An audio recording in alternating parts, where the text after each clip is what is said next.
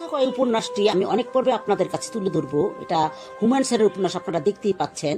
এই বইটি স্যার লিখেছিলেন শিলা আহমেদ, মানে তার মেজো মেয়ে, মেজো কন্যা, যিনি আমাদের এখন বর্তমান উপদেষ্টা আসিফ নজরুলের ওয়াইফ, হুমায়ুন স্যারের কন্যা, তাকে দেখে লিখেছিলেন। আমি সেই লেখাটা আপনাদের হুবহু দেখাবো, তো আমার সঙ্গেই থাকুন।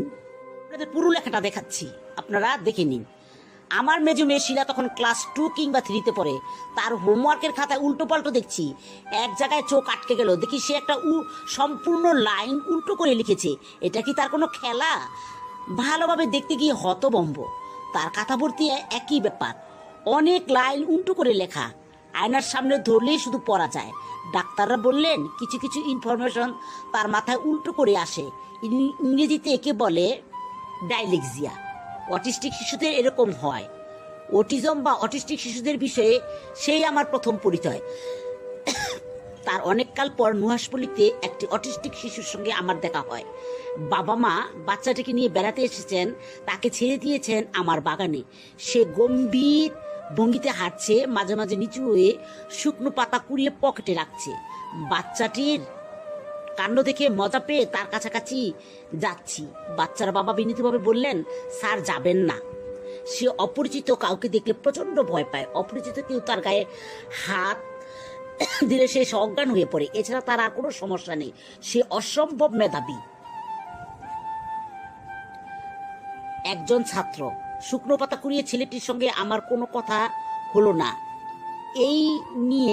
এই বিষয় নিয়ে কোনোদিন কিছু লিখবো সেরকম ইচ্ছাও তৈরি হলো না।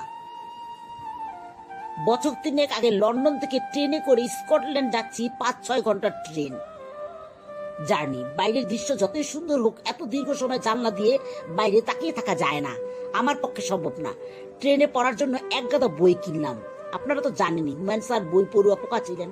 তিনি যেখানে যেতেন মানে লাকেজ ভরে বই নিয়ে যেতেন। এর মধ্যে একটা বইয়ের লেখিকা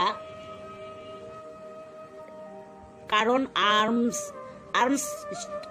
আর্মস্ট্রং এরকম হবে হয়তো, বা নামটা আমি বলতে পারছি না, ক্ষমা করবেন। তার আত্মজীবনীমূলক বইটার নাম দি স্পিরাল স্টারকেস। বইটি লেখিকা একটি অটিস্টিক শিশু কথা লিখেছেন, কিন্তু এমন একটি শিশু তিনি বেবিসিটার ছিলেন। কে কথা কয় উপন্যাসটার বীজ ক্যারেন আর্মস্ট্রং এর বইটি থেকে এসেছে। আমি গবেষণা টাইপ লেখক না যে কিছু লেখার আগে বিষয় বিস্তর গবেষণা করব।